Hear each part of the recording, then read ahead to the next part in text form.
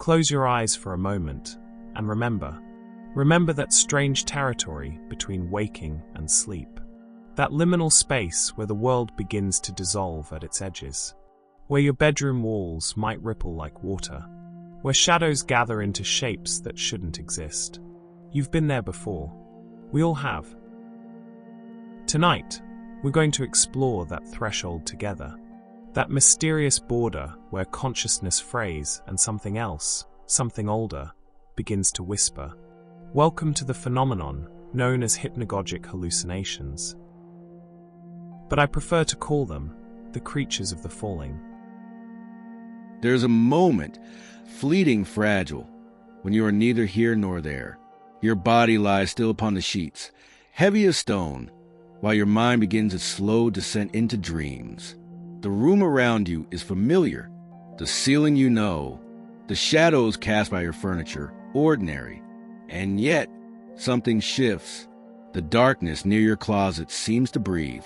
The corner of your vision catches movement, quick, darting. But when you turn your head, there's nothing, only the familiar geometry of your room, painted in shades of midnight blue and black. This is the threshold. Scientists call it the hypnagogic state. From the Greek, hypnos, meaning sleep, and agogos, meaning leading toward, the state that leads you into sleep. But that clinical definition, it doesn't capture the strangeness, does it? It doesn't convey the way reality becomes permeable, how the membrane between the waking world and the dream realm grows thin as gossamer, thin as breath, thin enough for things to pass through. Throughout history, we've tried to name what happens in this space. The old folk traditions spoke of the mare, not the horse, but the spirit, the nightmare, a creature that would sit upon your chest as you lay paralyzed between sleep and waking. In Germanic folklore, she was called the Mora. In Newfoundland, the old hag. In Turkey Carabasan, the dark presser. Always the same elements. The weight, the presence, the inability to move or cry out. The painter Henry Fuseli captured this terror in his 1781 work, The Nightmare. A woman draped across a bed, her head thrown back, while a grotesque creature squats upon her chest. In the background, a horse's head emerges from darkness, eyes blank and staring. He understood something, Fuseli. He understood that the threshold has inhabitants. But let's step back from the fear for a moment. Let's approach this gently, curiously. Because hypnagogic hallucinations aren't always frightening. Sometimes they're beautiful. Strange, yes. Uncanny, certainly. But beautiful in the way that twilight is beautiful. In the way that mist rolling across a field at dawn holds both mystery and wonder. So what's actually happening to you in these moments? Your brain is doing something remarkable. Something that evolution has refined over millions of years of mammalian sleep. It's conducting a symphony of neurochemical changes, a carefully orchestrated transition from wakefulness to sleep. As you begin to drift, your thalamus, that deep structure that acts as a relay station for sensory information, starts to quiet. The sensory gates begin to close. The constant stream of information from your eyes, your ears, your skin, it slows, dims, like someone gradually turning down the volume on the outside world. But here's where it gets interesting. Your brain doesn't turn off. It's still active, still generating signals, still creating experience. But now those signals aren't being checked against sensory input from the external world. The editor has left the room. The fact checker has gone home for the night. And your mind begins to dream while you're still partially awake. The visual cortex fires. Patterns emerge. Shapes coalesce. Your brain is already starting to construct the dream narrative, but you're still conscious enough to perceive it, to witness it, to be caught between the story and the storyteller. This is the neurological reality. But the experience is something else entirely. Let me tell you what people see. Geometric patterns are common. Tessellations that fold and unfold. Spirals that rotate slowly in the darkness behind your eyelids. Grids of light. Phosphenes. Those little sparks and stars that seem to swim in your vision. These are usually the first arrivals. The heralds. Then come the forms. Shadow people. That's what many call them. Dark silhouettes, usually humanoid, that stand in doorways or at the foot of the bed. They're featureless, most of the time. Just shapes carved from deeper darkness. Some people see them every night. Regular visitors to their threshold. Faces emerging from the dark. Sometimes familiar. Sometimes utterly alien. Faces that morph and shift. Features rearranging themselves according to dream logic. Animals. Strange animals. Cats with too many eyes. Birds with human faces. Insects the size of dogs, their mandibles clicking in the quiet. And sometimes things that have no name. No category. Entities that seem to be made of TV static or folded space, or impossible colors that don't exist in waking light. Pause breath. I need you to understand something important here. These visions, they feel real. Not metaphorically real. Not dream real. They feel present and immediate, and undeniably there in a way that's difficult to explain to someone who hasn't experienced them. You know they're hallucinations. On some level, you know. But that knowledge doesn't make them less vivid. Less present. The visions aren't the only visitors. Many people experience hypnagogic sounds. Auditory hallucinations woven into the fabric of that falling moment. Voices are common. Someone calling your name from another room. Conversations happening just at the edge of hearing. You can tell people are talking, but you can't quite make out the words. Sometimes the voice is familiar. Your mother, your partner, a friend who lives far away. Sometimes it's a voice you've never heard before. There are other sounds too. Music, distant and haunting. The sound of footsteps in the hallway outside your door. Knocking, always at knocking. 3 taps, precise and deliberate. Mechanical sounds, clicking, whirring. The sound of something winding up or winding down. And the sound that many people report but few can adequately describe, a kind of rushing, like wind, but also like water, but also like static, but also like none of these things. A sound that seems to come from everywhere and nowhere, from inside your own head and from the far edges of the cosmos simultaneously. This is often accompanied by what's called exploding head syndrome, and despite the alarming name, it's harmless. A loud bang or crash that seems to occur inside your mind just as you're falling asleep, like a door slamming in an empty house, like thunder breaking directly overhead. Startling, absolutely startling, but not dangerous. Just another phenomenon of the threshold. Let me share something with you. A woman I spoke with, we'll call her Sarah, she experiences hypnagogic hallucinations several times a week, has done since childhood, and she's learned to navigate them, these visitations of the in-between. She told me about one particular vision that returns to her. She'll be lying in bed, just beginning to drift, when she becomes aware of a presence in her room. Not threatening, she says, just present, observing. When she manages to open her eyes, or perhaps she only dreams she opens them, she sees a figure standing beside her bookshelf. Tall, impossibly thin, wearing what looks like a long coat that seems to be made of moving shadows. The figure is reading her books, running its elongated fingers along the spines, sometimes pulling one out, opening it, seeming to scan the pages with eyeless attention. After a few moments, it always notices that she's watching. And then, Sarah says this is the strangest part. It carefully, almost apologetically, returns the book to its place on the shelf, and fades, just dissolves into the ambient darkness of her bedroom. She's no longer frightened by this visitor. She's named him the librarian. And sometimes, when she can't sleep, when the real world feels too heavy and too harsh, she finds herself almost hoping he'll appear. A strange companionship, a weird comfort. This is what happens when you spend enough time at the threshold. The uncanny becomes almost familiar. But the visions and sounds aren't the only phenomena you might encounter. Your body can do strange things in this state. You might feel like you're falling, not metaphorically drifting off, actually falling, plummeting through space. Your whole body jerks awake in what's called a hypnic jerk or sleep start. Your heart races. You're suddenly, completely alert, hands grasping at sheets that aren't falling anywhere at all. This happens because your muscles are relaxing rapidly as you enter sleep, And sometimes your brain misinterprets these signals as evidence that you're falling. So it jolts you awake, a false alarm, an overprotective guardian that shakes you by the shoulders and shouts, "Danger!" when there's no danger at all. You might feel other sensations too.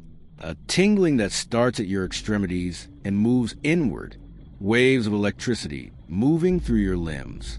The sensation of your body expanding or contracting. Some people feel as though they're becoming enormous. Their bodies stretching to fill the room, the house, extending into sky like a giant from ancient myth. Others feel themselves shrinking, getting smaller and smaller. Alice falling down the rabbit hole, compressing into a point. And then there's a floating. Whispered, "Oh, the floating." Many people experience the sensation of levitating above their bed, rising slowly, gently, like a balloon released into still air, looking down at their own body lying below. This is one of the gateways to what some call the out-of-body experience, the threshold between hypnagogia and something even stranger. But we're not quite there yet.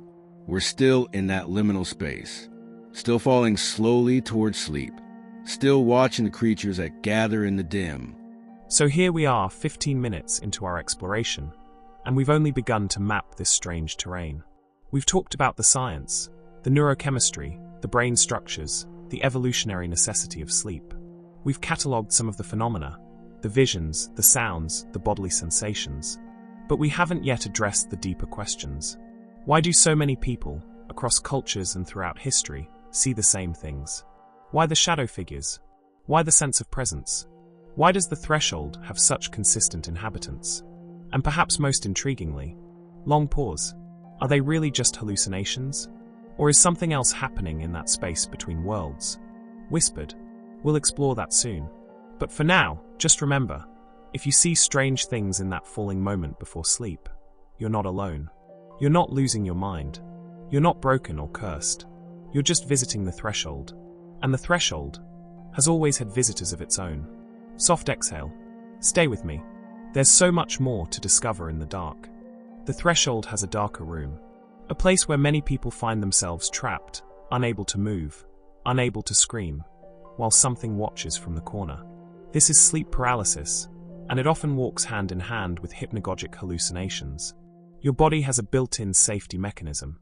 When you enter REM sleep, the dreaming sleep, your brain releases chemicals that essentially paralyze your voluntary muscles. This keeps you from acting out your dreams, from thrashing and kicking, and potentially hurting yourself or anyone sleeping beside you. It's a protective measure, evolved over millions of years. But sometimes the timing gets confused. Sometimes you wake up, or become conscious, while this paralysis is still active. And so you lie there, fully aware, unable to move anything except your eyes. Unable to speak. Unable to call for help. Your breathing is shallow because even your chest muscles are affected. And in this state of helplessness, your brain often populates the room with presences. Watchers. Things that know you cannot run. The most commonly reported entity during sleep paralysis is what researchers have termed the intruder. A shadowy figure, usually humanoid, that enters your peripheral vision or stands at the foot of your bed. Sometimes it approaches slowly. Sometimes it simply stands there, radiating malevolence or curiosity, or some emotion you can't quite name because it doesn't exist in waking vocabulary. Many people report a crushing weight on their chest. The old hag, sitting there pressing down, making it hard to breathe. This sensation is likely caused by the fact that your diaphragm and chest muscles are affected by the sleep paralysis. Your breathing is shallow. Your brain interprets this as external pressure, and so it creates a narrative. It gives form to the sensation. It says, something is sitting on you. People across the world, across centuries, have reported almost identical experiences. In Japan, they speak of konoshibari, where evil spirits hold you down. In Egypt, it's the jinn, supernatural beings that press upon you in the night. In Mexican and Chicano culture, it's sometimes called subas el muerto, the dead person climbing on you. Different names, different cultural frameworks, but the same fundamental experience. The paralysis, the presence, the terror. And yet here's something remarkable. Some people, once they understand what's happening, learn to navigate sleep paralysis without fear. They recognize the signs. They remind themselves that it's temporary, that they're safe, that this is just a neurological hiccup. And sometimes they even learn to observe the hallucinations with curiosity rather than terror.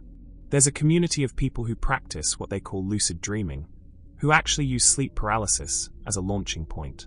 They let themselves sink deeper into the experience rather than fighting it, and they transition from paralysis into a fully lucid dream. They've turned the threshold into a doorway, made the creatures into guides rather than tormentors. I'm not suggesting everyone should do this. If you experience sleep paralysis and it terrifies you, that's completely valid. But I mention it to illustrate that even this darkest aspect of the threshold can be understood, can be navigated, can lose its power to frighten once you understand what it truly is. Let's talk about what's happening in your brain during these experiences. We touched on this before, but let's go deeper, gently, into the chemistry of consciousness. When you're awake and alert, certain neurotransmitters dominate your brain's landscape. Norepinephrine keeps you focused and attentive. Serotonin helps regulate your mood and sensory processing. Acetylcholine plays a role in attention and memory. As you begin to fall asleep, the balance shifts. The wake-promoting chemicals decrease. A neurotransmitter called GABA increases, inhibiting neural activity, essentially telling your brain to quiet down. Adenosine builds up throughout the day and creates sleep pressure. And melatonin, released by your pineal gland in response to darkness, helps regulate your circadian rhythm. But in the hypnagogic state, you're in this strange middle ground. Some wake-promoting chemicals are still active. You're still partially conscious, but the dream-promoting systems are also coming online. This creates a unique neurochemical environment. Your visual cortex might activate spontaneously, creating images that aren't based on external input. The parts of your brain responsible for detecting faces, for recognizing patterns, for sensing threats, they're still active, but they're operating without accurate sensory data to check against. So they find faces in the shadows. They detect threats that aren't there. They create meaning from random neural noise. This is called pareidolia when it happens in waking life, seeing faces in clouds or hearing voices in random sound. But in the hypnagogic state, it's amplified. Your pattern recognition systems are working overtime, constructing elaborate scenarios from minimal information. There's also the role of the default mode network, that constellation of brain regions that's active when your mind wanders, when you're not focused on the external world. In the hypnagogic state, this network is highly active. You're essentially daydreaming, but with the remnants of waking consciousness still present to observe the daydream. Some researchers believe this is why hypnagogic imagery can be so creative, so bizarre. Your brain is making novel connections, combining memories and sensations in ways it wouldn't during fully wakeful, focused cognition. Artists and writers and scientists throughout history have reported getting ideas in this state. Solutions to problems that seemed intractable during the day suddenly become clear in that twilight space. Salvador Dali would apparently hold a key between his fingers as he dozed in a chair. When he fell asleep, the key would drop and clatter against a plate on the floor, waking him. He'd then immediately record the bizarre images he'd seen in that brief moment of falling. He was fishing in the hypnagogic waters, harvesting its strange gifts. Thomas Edison did something similar. He'd hold ball bearings in his hands while napping in his chair. When he dropped them, he'd wake and grab his notebook. He believed some of his best ideas came from that liminal state. The threshold, it seems, is not just a place of creatures and visions. It's also a place of creativity, of insight, of the mind untethered from its usual constraints, making connections that logic alone might never find. Different cultures have understood the threshold in different ways. In the Western scientific tradition, we've only relatively recently begun to study hypnagogic hallucinations systematically. The term itself was coined in the 1840s by a French scholar named Alfred Maury, who was fascinated by his own experiences of these in-between states. But other cultures have been mapping this territory for millennia. In Tibetan Buddhism, there's a practice called dream yoga, which involves maintaining awareness through the transition from waking to sleeping. Practitioners train themselves to recognize the hypnagogic state, to remain conscious as they enter dreams. This is seen as preparation for death, for maintaining consciousness through that ultimate transition. The Tibetan Book of the Dead describes the bardos, intermediate states between death and rebirth. Many scholars have noted the parallels between descriptions of the bardos and the phenomenology of hypnagogic states. The visions, the sense of presence, the dissolution of normal reality. In some indigenous Australian traditions, the dream time is not just a mythological past, but an ongoing reality that can be accessed through certain states of consciousness. The threshold between waking and sleeping is seen as one of the ways to touch that deeper reality.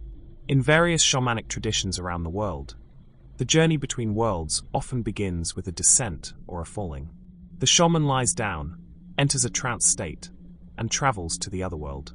The descriptions often match what we'd clinically call hypnagogic hallucinations, the sense of passing through a tunnel or membrane, of encountering entities, of the body feeling strange and transformed. Now, I'm not making claims here about the ontological reality of these experiences. I'm not saying these cultural interpretations are right or wrong, but I am suggesting that dismissing them entirely would be a mistake. These traditions have sophisticated understandings of consciousness, developed over centuries of careful observation and practice. They've mapped the threshold in ways that Western science is only beginning to explore. Perhaps the creatures we see aren't just random neural firing. Perhaps they're also archetypal forms, psychological structures that emerge from the deep grammar of the human mind. Perhaps they're both neurological and meaningful, both brain activity and genuine encounter with something in the psyche that deserves respect and attention. The materialist explanation and the spiritual interpretation don't have to be at war. They can be two ways of describing the same strange country. One of the most commonly reported aspects of hypnagogic hallucinations is the sense of presence. The feeling that someone or something else is in the room with you, even when you can't see them directly. This isn't just a visual hallucination. It's something deeper. A felt sense of another consciousness nearby. Watching. Waiting. Sometimes malevolent. Sometimes neutral. Sometimes almost protective. Neuroscientists have made fascinating discoveries about this phenomenon. There's a region in your brain, in the temporoparietal junction, that's involved in distinguishing self from other, in creating your sense of where your body is in space and where other people are in relation to you. When this area is stimulated or disrupted, people often report feeling a presence.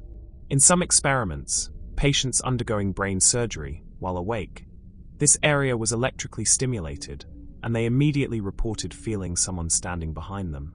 When they turned to look, the presence seemed to move, always just out of sight, always maintaining that position behind or beside them. This suggests that the sense of presence during hypnagogic hallucinations might be related to temporary disruptions in this body mapping system as your brain transitions into sleep. Your brain is uncertain about the boundaries between self and world, and so it generates the sensation of another. But again, understanding the mechanism doesn't necessarily diminish the experience. Knowing that love involves oxytocin and dopamine doesn't make love less real or less meaningful. Knowing that the sense of presence has a neurological basis doesn't mean the experience isn't profound or important. Many people who regularly experience this presence during hypnagogia develop complex relationships with it. They give it names. They learn to predict when it will appear. Some people find it comforting, a strange companion in the lonely hours of the night. Others remain frightened but resigned, accepting it as a regular visitor they cannot evict. There's something almost ancient about this, isn't there? This sense that consciousness is not as isolated as we typically believe. That in certain states, the boundaries become permeable. That we might touch or be touched by something other.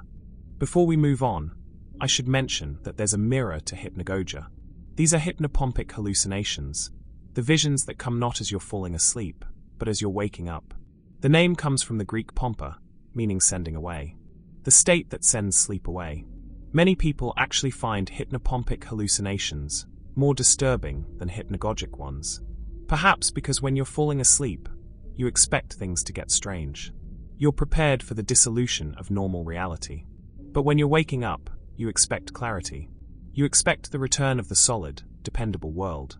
So when you open your eyes and see something that shouldn't be there, a figure standing in your room, an animal on your chest, a face hovering near the ceiling, the cognitive dissonance is more jarring.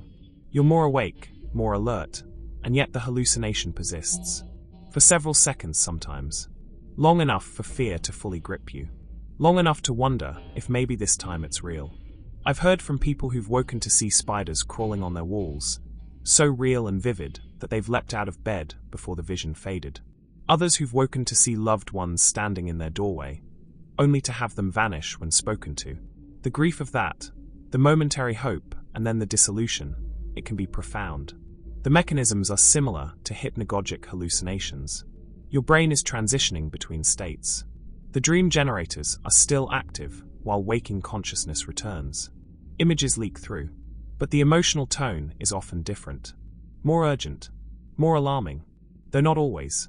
Some people report beautiful hypnopompic visions, landscapes of impossible beauty visible for just a moment before the bedroom reasserts itself. Feelings of profound peace or love or connection before ordinary consciousness returns. It's important to note that while hypnagogic hallucinations are a normal part of human experience, their frequency and intensity can be affected by various factors. Stress is a big one. When you're under significant stress, when your nervous system is in a heightened state of alert, you're more likely to experience these phenomena. Your threat detection systems are already on high alert. So when you enter that ambiguous space between waking and sleeping, those systems continue to fire. They populate the shadows with threats. They hear danger in every sound. Sleep deprivation also increases the frequency and vividness of hypnagogic hallucinations. When you're exhausted, the boundaries between waking and sleeping become even more porous. You might find yourself slipping into microsleeps while still partially conscious, dreaming while walking around, hallucinating while seemingly awake. Trauma can also play a role. People with PTSD often report increased hypnagogic and hypnopompic hallucinations. Their nervous systems have been dysregulated by traumatic experience. The sense of safety that allows for smooth transitions between states has been compromised. And so the threshold becomes a place where trauma echoes, where the past reasserts itself in symbolic or literal forms. This doesn't mean hypnagogic hallucinations are themselves a sign of mental illness or trauma. They're not. They're universal and normal. But like many normal human experiences, they can be intensified by psychological distress. If you're experiencing these phenomena frequently, and they're causing you significant distress, especially if they're accompanied by other symptoms like flashbacks or panic attacks, it might be worth speaking with a mental health professional. Not because you're broken, but because there are ways to help your nervous system find more regulation. Ways to make the threshold a less frightening place. Let's return to something more hopeful. The gifts of the hypnagogic state. We mentioned Dolly and Edison, but they're just the famous examples. Throughout history, artists, writers, musicians, and scientists have reported harvesting insights from this liminal space. The poet William Blake spoke of visions that came to him in states between sleeping and waking. Mary Shelley reportedly conceived of Frankenstein in a hypnagogic vision. Robert Louis Stevenson credited a dream for the story of Dr. Jekyll and Mr. Hyde, and many scholars believe he was referring to that twilight state rather than full sleep. The chemist Auguste Kekulé claimed the structure of the benzene molecule came to him in a vision of a snake eating its own tail while he was dozing by the fire. The reason for this creativity might be related to how the hypnagogic state allows for what researchers call remote associations. In normal waking consciousness, your thinking tends to be relatively linear and logical. You follow established pathways of association. A leads to B leads to C. But in the hypnagogic state, those constraints loosen. Suddenly A might connect to M, might connect to purple, might connect to your grandmother's kitchen. The associations become wilder, more unexpected. And sometimes, in those wild connections, you find something genuinely new. A solution to a problem. A metaphor that perfectly captures what you've been trying to say. An image that will become the seed of a larger work. Some creative people deliberately cultivate hypnagogic states. They keep notebooks beside their beds. They train themselves to maintain just enough awareness to capture the visions before they fade. They've learned to fish in those strange waters. Not everyone can do this easily. For some people, the moment they try to hold on to consciousness, they wake fully and the visions disappear. For others, they sink too quickly into full sleep and lose the thread. But if you're interested in exploring your own hypnagogic creativity, here's a gentle suggestion. As you're falling asleep tonight, Try to maintain just a thread of awareness. Don't force it. Don't grip too tightly. Just notice what arises. The images, the thoughts, the strange connections. Keep a notebook nearby, or a voice recorder. If something interesting emerges, you can capture it without fully waking. You might be surprised what you find in that twilight country. What your mind creates when the editor is asleep and the dreamer is playing with the material of consciousness itself. There is a quality to the hypnagogic realm that defies ordinary description. If you've been there, you know what I mean. The space itself feels different. Not just what you see or hear, but the very texture of existence in that moment. Time becomes elastic. A second can stretch into what feels like minutes. Or an entire elaborate narrative can unfold in what was objectively just a moment of falling. Space loses its usual coordinates. Your bedroom might feel vast as a cathedral, or compressed, intimate, like you're inside a small cave. The walls breathe. The ceiling ripples. Distances become uncertain. That corner of your room might be 3 feet away or 3 miles. Both and neither. Philosophers and phenomenologists have long been interested in these altered states because they reveal something about consciousness itself. They show us that our ordinary experience of reality, solid and reliable as it seems, is actually a construction. A model built by your brain from sensory data and memory and prediction. In the hypnagogic state, that model becomes unstable. The scaffolding shows. You can see the seams where reality is stitched together. And this can be unsettling, yes, but it can also be liberating. It reveals the plasticity of experience, the malleability of what we call reality. Some meditation traditions work explicitly with this understanding. They train practitioners to observe the constructed nature of experience, to see how the mind creates the world moment by moment. The hypnagogic state offers a natural window into this process, a place where the construction is happening in real time, visible, tangible. You don't have to be a philosopher or a meditator to appreciate this. Just noticing it, just being aware that the strangeness you experience in that threshold state tells you something true about the nature of consciousness, that's enough. It adds a layer of wonder to the experience.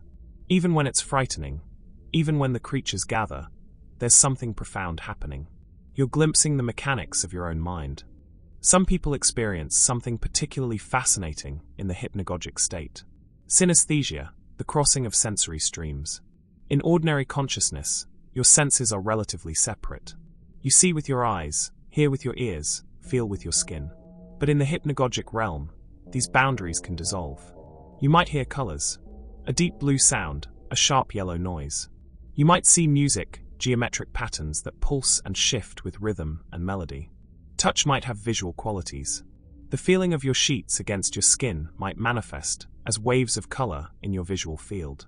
This happens because the normal segregation of sensory processing in your brain becomes less rigid. The visual cortex might respond to auditory input. The auditory regions might activate in response to tactile sensations. For most people, this is temporary, confined to these liminal states. But it gives you a glimpse of what permanent synesthesia is like, that condition where people always experience cross senses. Some researchers believe that all infants are synesthetes, that we're born with these crossed connections and only gradually learn to separate the senses as we develop.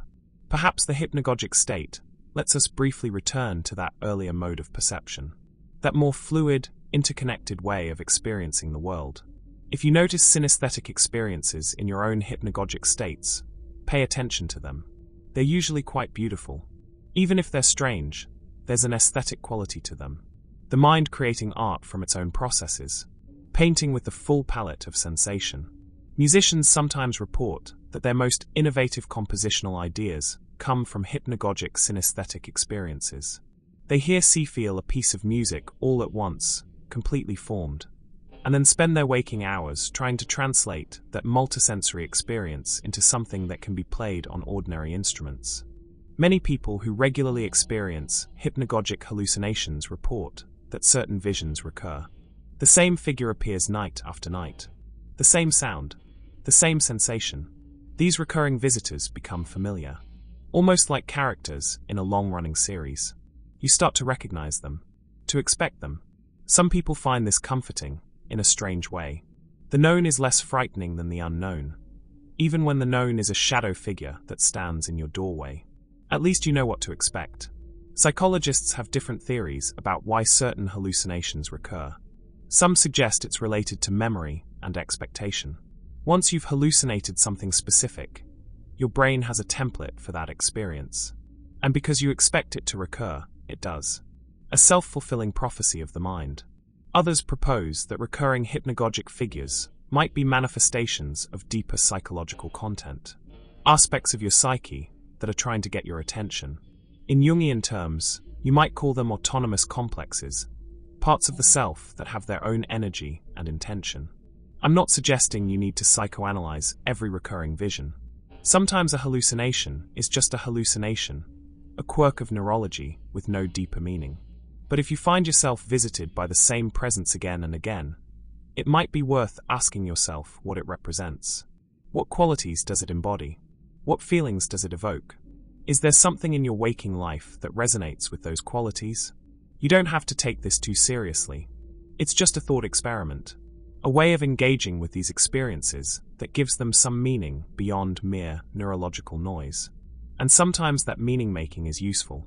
It transforms the experience from something that happens to you into something you can work with. A dialogue rather than a monologue. Earlier we mentioned the hypnic jerk, that sudden feeling of falling that jolts you awake. Let's spend a little more time with this phenomenon because it's so common and yet so strange. You're just drifting off. Your muscles are relaxing. Your breathing is slowing. And then suddenly your whole body contracts violently. Your arms might flail. Your legs kick out. You gasp. Your heart races. You're completely awake, disoriented, sometimes embarrassed if you're sharing a bed with someone. The scientific explanation, as we mentioned, involves the misinterpretation of muscle relaxation as falling.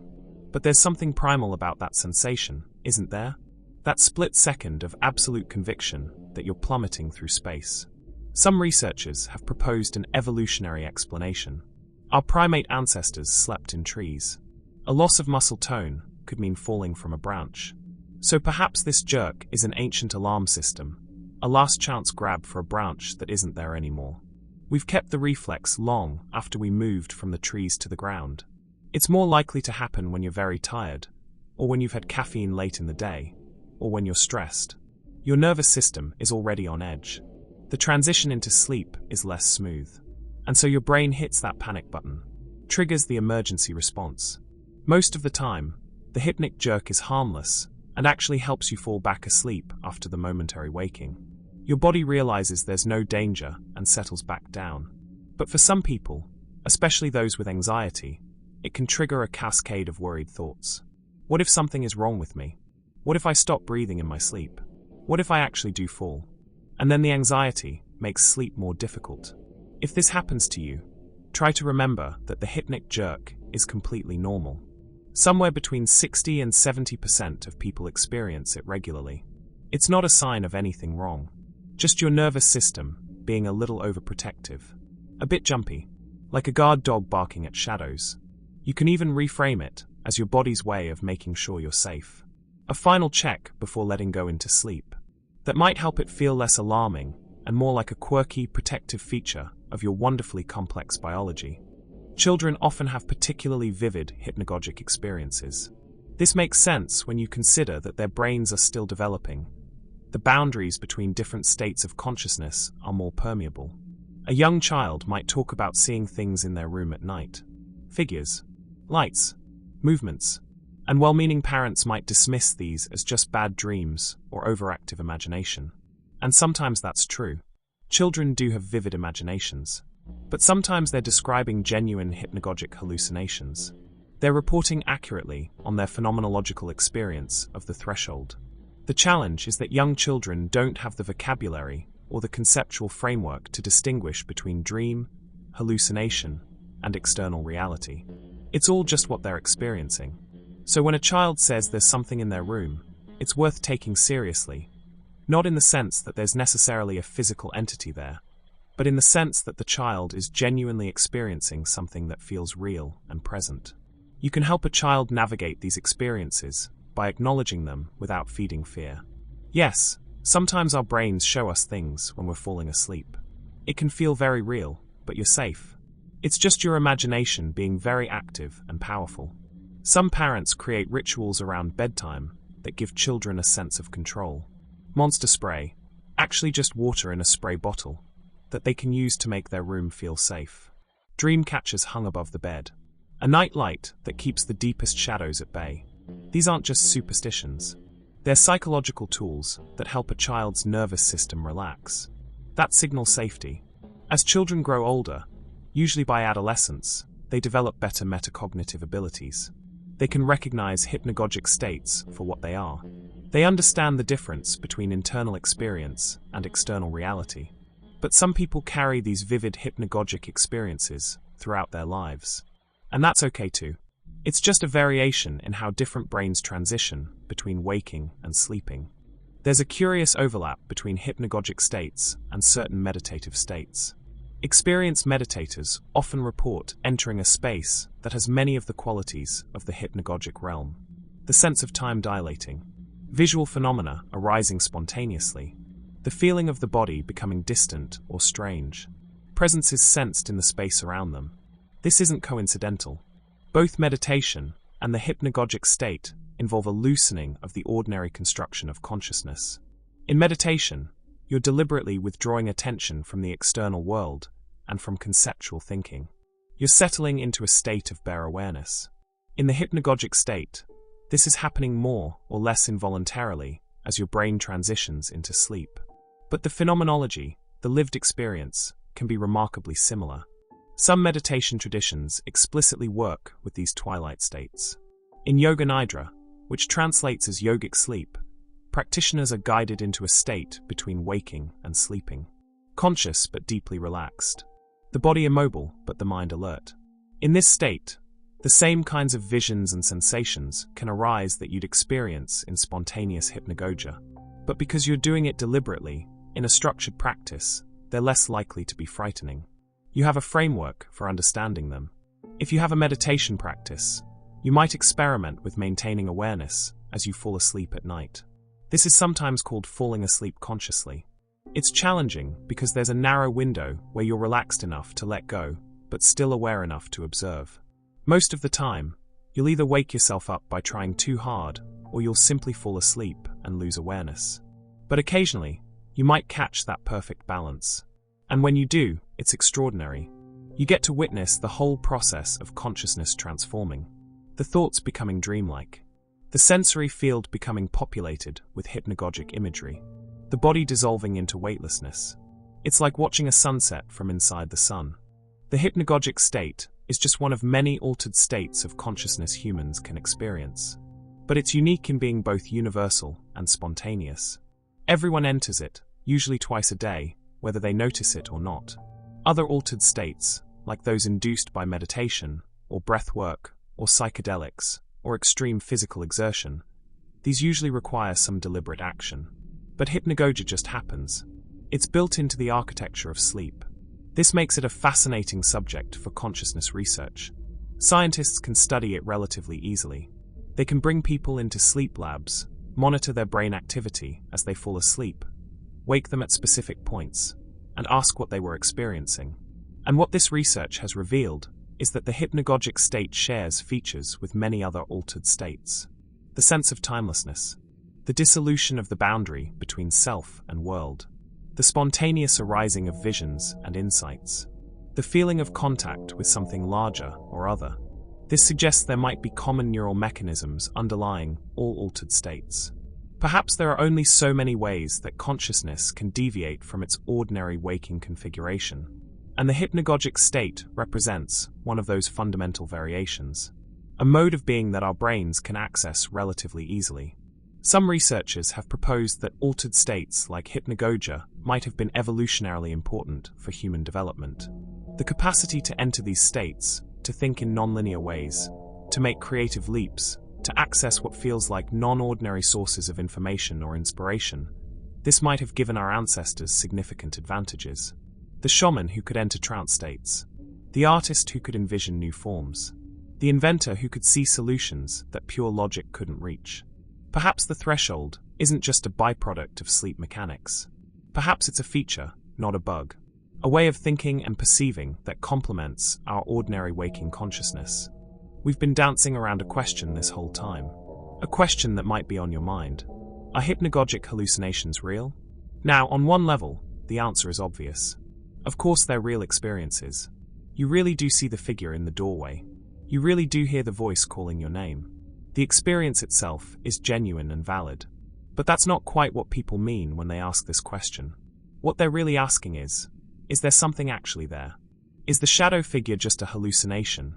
Or is it some kind of entity, a presence that exists independently of your perception of it? And this is where we enter tricky philosophical territory. From a materialist, scientific perspective, the answer is clear. These are hallucinations, internally generated phenomena produced by the brain during a transitional state. There's nothing objectively present in your room. No entity, no ghost, no spirit, just neural activity creating perceptual experiences. And this explanation is well supported by evidence. We can correlate specific brain states with specific types of hallucinations. We can even induce similar experiences by stimulating certain brain regions. But here's where it gets interesting. Some philosophers and consciousness researchers argue that the hard distinction between real and hallucination isn't as clear as we think. All of your experience, they point out, is mediated by your brain. The chair you're sitting on right now, you don't experience the chair directly. You experience a mental representation of the chair, constructed from sensory data. In a sense, everything is a hallucination. It's just that most of the time, your hallucinations are well calibrated to match external reality. So when we say hypnagogic visions aren't real, what we mean is they don't correspond to external physical objects. But as experiences, as phenomena in consciousness, they're just as real as anything else. This might seem like semantic hair-splitting, but it actually matters for how you relate to these experiences. If you think of them as fake, as errors, as your brain malfunctioning, you're more likely to be disturbed by them. But if you think of them as simply a different mode of experience, equally valid but operating under different rules, they become less threatening. Let's talk about some practical approaches for working with hypnagogic experiences. First, if these hallucinations disturb you, remember that they can't hurt you. They might be frightening, but they're not dangerous. The shadow figure isn't going to harm you. The voice you hear isn't going to control you. These are experiences happening within your own mind. Second, maintaining good sleep hygiene can reduce the frequency and intensity of disturbing hypnagogic hallucinations. Regular sleep schedule. Dark, quiet sleeping environment. Avoiding screens before bed. Managing stress. These basics really do help your brain transition more smoothly between states. Third, if you experience sleep paralysis with hallucinations, remember that it's temporary. It usually lasts only a few seconds to a couple of minutes. If you can remind yourself of this in the moment, if you can avoid panic, it passes more quickly. Some people find it helpful to focus on trying to move just one finger or toe. This small movement often breaks the paralysis. Fourth, keep a journal of your hypnagogic experiences if they interest you. Write down what you see, hear, feel. Over time, patterns might emerge. You might notice that certain types of experiences correlate with certain life events or stress levels. This can help you understand your own threshold landscape. Fifth, if you're someone who finds these experiences creative or spiritually meaningful, lean into that. Set an intention before sleep. Ask your hypnagogic state to show you something beautiful or useful. This doesn't always work, but sometimes it does. Your intention shapes your experience more than you might think. And finally, if hypnagogic hallucinations are severely disrupting your sleep or causing significant distress, talk to a doctor or sleep specialist. There are conditions like narcolepsy where hypnagogic hallucinations are particularly frequent and intense. There are treatments available. You don't have to just suffer through it. I want to bring us back to something important, a perspective that might be helpful. The hypnagogic state, for all its strangeness and occasional fear, is ultimately a gift. It's a reminder that consciousness is far more vast and mysterious than our everyday experience suggests. We spend most of our lives in a very narrow band of awareness. Waking consciousness, with its focus on practical concerns and linear thinking. We forget how strange it is to be a conscious being at all. We forget the mystery of existence. But the threshold remembers. Every night, as you fall asleep, you pass through this liminal zone that reminds you. You are not just a biological machine. You are a phenomenon, a process, a constantly shifting dance of matter and energy that somehow experiences itself. The visions you see, the presences you sense, they're expressions of that deeper mystery. They're your own consciousness showing you its hidden depths. This doesn't mean you have to love every hypnagogic experience. Some of them are genuinely unpleasant. But even the scary ones, even the ones that make your heart race, they're telling you something true. They're saying, reality is not as solid as you think. The boundaries are permeable. The possible is wider than the probable. And there's a strange comfort in that, isn't there? In knowing that the world still holds mystery. That not everything is explained or explained away. That the threshold exists, and you can visit it.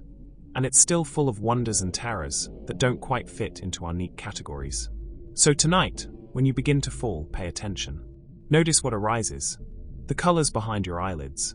The sounds that have no source. The way your body feels as it begins to float. Don't judge it. Don't analyze it too much. Just observe. Just let yourself be present in that space between worlds. You might be surprised what greets you there. There's something fascinating about how universal these experiences are.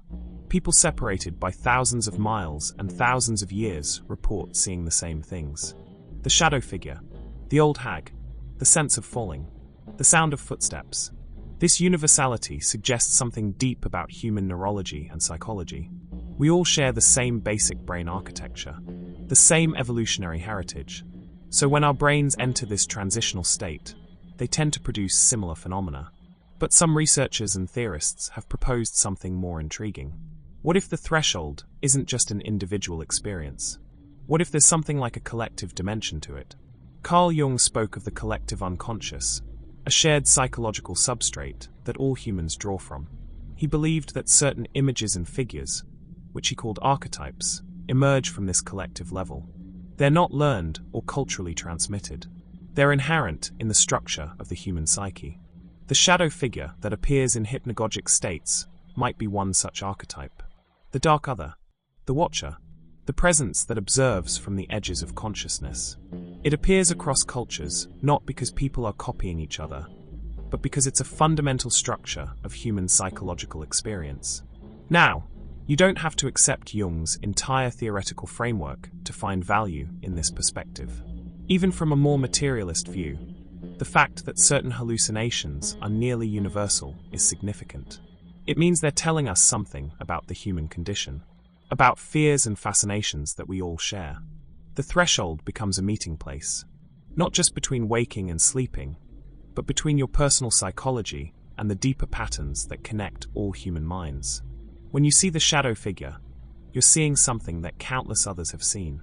You're participating in an ancient human experience. There's something oddly connecting about that. You're not alone in this strange territory.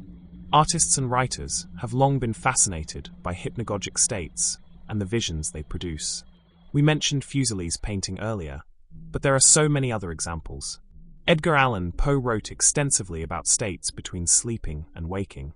His stories often feature narrators in these liminal conditions, experiencing visions and horrors that might or might not be real. The Fall of the House of Usher, The Telltale Heart. These are threshold stories. The surrealists were deeply interested in hypnagogic imagery. André Breton, the founder of surrealism, wrote about the importance of the moment just before sleep. He believed it was a time when the unconscious could speak more freely, when the rational mind's censorship was weakened. Salvador Dali, as we mentioned, actively cultivated hypnagogic states to generate his bizarre, dreamlike paintings. Those melting clocks, those elongated figures, those impossible landscapes, many of them came from the threshold. In literature, Haruki Murakami's novels often feature characters moving between different levels of reality in ways that feel distinctly hypnagogic. That sense of the world becoming strange and symbolic, of ordinary rules no longer applying, of presences and entities that exist in the spaces between. Franz Kafka's The Metamorphosis begins with a man waking up to find he's been transformed into an insect. Is this a dream? A hallucination? A metaphor made literal? The story exists in that uncertain space that the threshold knows so well. Even in popular culture, the aesthetic of hypnagogia appears. The way horror films depict ghosts and entities, often as shadowy figures glimpsed in peripheral vision. The way they play with the audience's uncertainty about what's real. These draw on our collective experience of the threshold. The fact that artists keep returning to these themes suggests they touch something essential. They resonate because we've all been there. We all know that space, and seeing it reflected in art validates the experience. It says, yes, this strange territory you visit every night is real and significant enough to make art about. Let's return to the auditory dimension of hypnagogia for a moment. Sound in the threshold space has its own peculiar qualities. Sometimes there's an intense silence, more profound than ordinary quiet. A silence that feels thick, almost tangible, like the world has been wrapped in cotton. Your ears might ring softly, or you might hear a low-frequency hum that seems to come from everywhere and nowhere. Then there are the discrete sounds. Voices, as we've mentioned, are common, but also music, orchestral swells that have no source. Songs you've never heard, but that feel somehow familiar. Some people hear mechanical sounds, clicking, ticking, whirring, like clockwork or machinery operating just out of sight. These sounds can be as vivid and convincing as the visual hallucinations. You might sit up in bed, certain that someone is in your house, only to realize as you fully wake that it was a hypnagogic auditory hallucination. There's also the phenomenon of hearing your own name called. This is remarkably common. A voice, sometimes familiar, sometimes not, calling out to you just as you're drifting off. It jolts you awake. You listen. Nothing. Just the ordinary sounds of night. Some researchers believe this relates to how your brain is processing the transition from external attention to internal attention. It's checking, in a sense, to see if there's anything in the environment that needs your attention before fully disconnecting. And sometimes that checking mechanism misfires, creates a false alarm. Your name, because it's so significant to you, because it's the sound you're most attuned to, that's what the alarm system chooses. It's your brain's way of saying, wait, was that important? Should you be paying attention? Usually the answer is no. You can let yourself continue falling. Your body holds memory differently in the hypnagogic state. Physical sensations from your past might suddenly resurface with startling vividness. The feeling of swimming, your body buoyant in water, might arise even though you're lying still in bed. The sensation of running, your legs pumping, your breath quick. The feeling of being held, of arms around you in embrace. These somatic memories emerge without context, without narrative. Just the pure physical sensation, divorced from the events that originally produced them.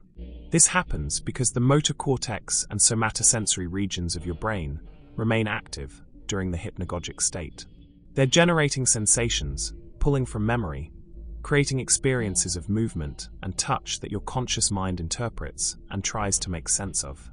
Some people experience what's called phantom touch in hypnagogic states. The feeling of someone touching their shoulder, their face, their hand. The sensation is so convincing that they might open their eyes expecting to see someone there. No one, just the empty room. This can be disconcerting, but it can also be oddly beautiful. Like your body is dreaming alongside your mind, remembering all the ways it's moved through the world, all the contacts it's made, all the sensations it's collected over a lifetime. If you experience this, try not to be frightened. Your body is just telling you its stories, reminding you of all the ways you've been physical, all the ways you've touched and been touched by the world.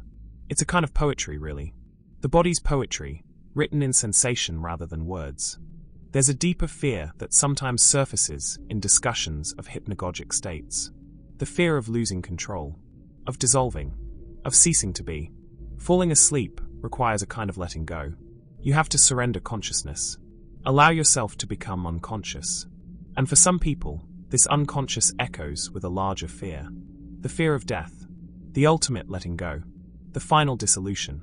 This is why sleep disturbances often correlate with anxiety about mortality.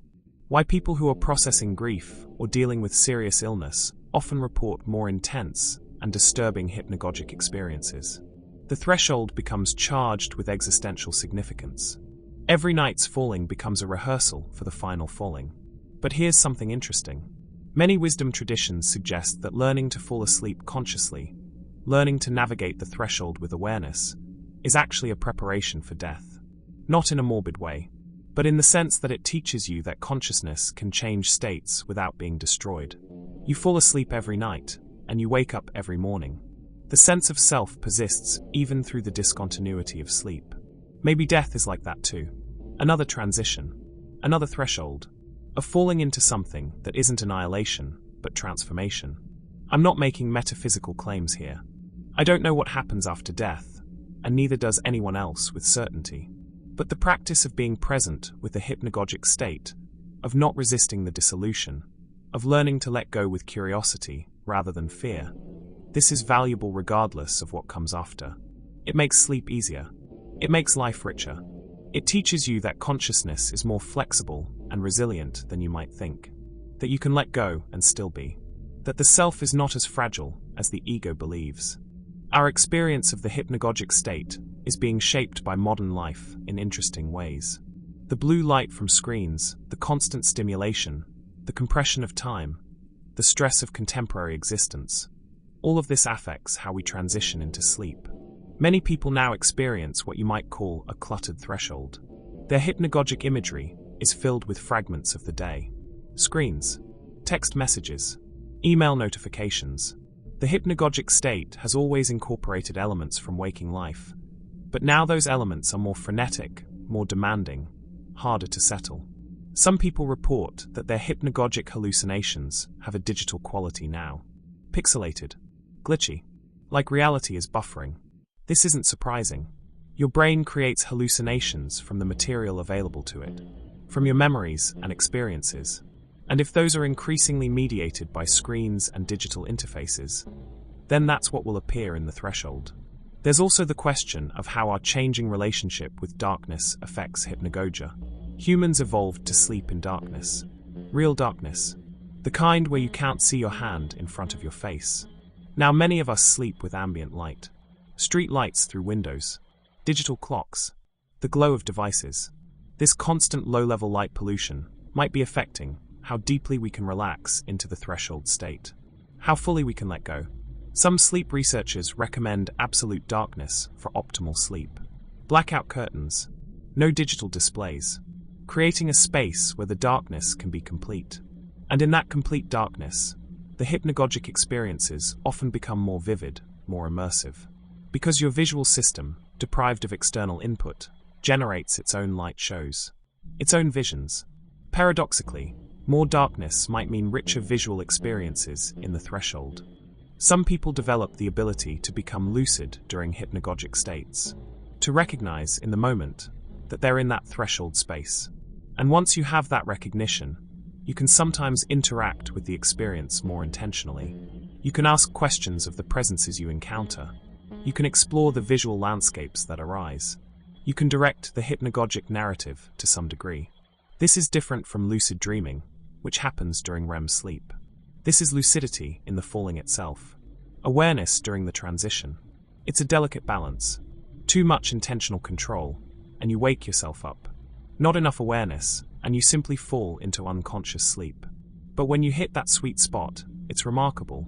Some practitioners use this state for creative problem solving. They'll hold a question in mind as they enter the hypnagogic state, and then observe what imagery or insights arise. The threshold becomes an oracle of sorts, a place to consult with deeper parts of the psyche. Others use lucid hypnagogia for psychological healing. If they encounter a frightening presence, instead of reacting with fear, they engage with it. They ask it what it wants, what it represents, why it's there. And sometimes, in that engagement, the presence transforms. The shadow figure becomes less menacing, reveals itself as a part of the self that needs integration. This is advanced work, and I'm not suggesting everyone should try it. For many people, the threshold is better left to unfold naturally, without interference. But if you're interested in this kind of exploration, if you have a contemplative practice or a background in depth psychology, lucid hypnagogia can be a rich field for inner work. Just approach it with respect, with patience. Don't force it. Let it develop naturally over time. Here's a way of thinking about all of this that might be helpful. Consciousness isn't a single state. It's an ecology, a complex system with many different zones and territories. Waking consciousness is the territory you know best. It's where you spend most of your time. It has its own rules and logic, its own inhabitants, which are your waking thoughts and perceptions. Dream consciousness is another territory, with different rules, different logic, different inhabitants.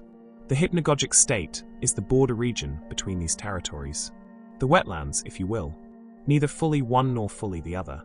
And like actual wetlands, it's incredibly rich, full of unique species that can't survive in the drier lands on either side. The creatures you see in Hypnagogia, they belong to this border ecology. They're adapted to that liminal space.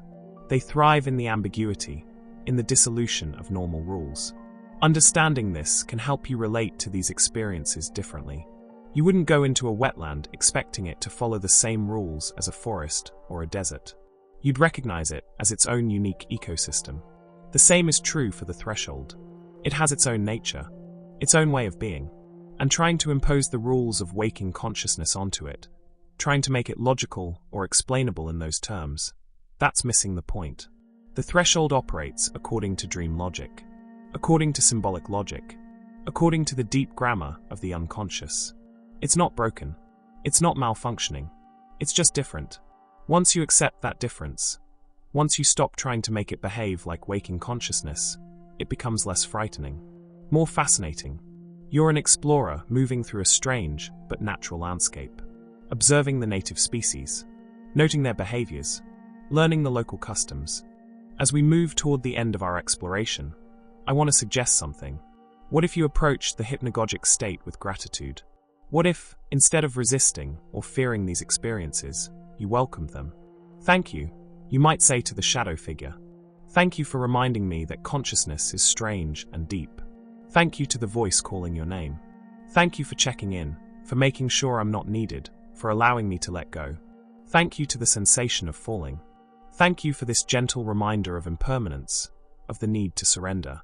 This might sound strange, even absurd, but gratitude has a way of transforming experience. It reframes the narrative. Instead of being a victim of disturbing hallucinations, you become a receiver of gifts. Strange gifts, certainly, wrapped in unusual paper, but gifts nonetheless. And honestly, when you think about it, the fact that your brain creates these elaborate experiences for you every night, without any effort on your part, is kind of miraculous. You get a free show, a nightly performance of the weird and wonderful. The threshold is generous in its way. It keeps offering you visions. It keeps showing you the malleability of reality, the depth of your own mind. Not everyone will resonate with this perspective, and that's fine. But if you've been struggling with hypnagogic experiences, if they've been a source of distress, try this reframe. See what happens when you meet them with gratitude instead of fear. You might be surprised how much it changes the experience itself. So here we are, nearly an hour together, exploring this strange territory. We've covered the science, the phenomenology, the cultural context, the practical approaches. We've looked at the threshold from many angles, turned it over in our hands, held it up to the light. But ultimately, all of this is just maps and descriptions.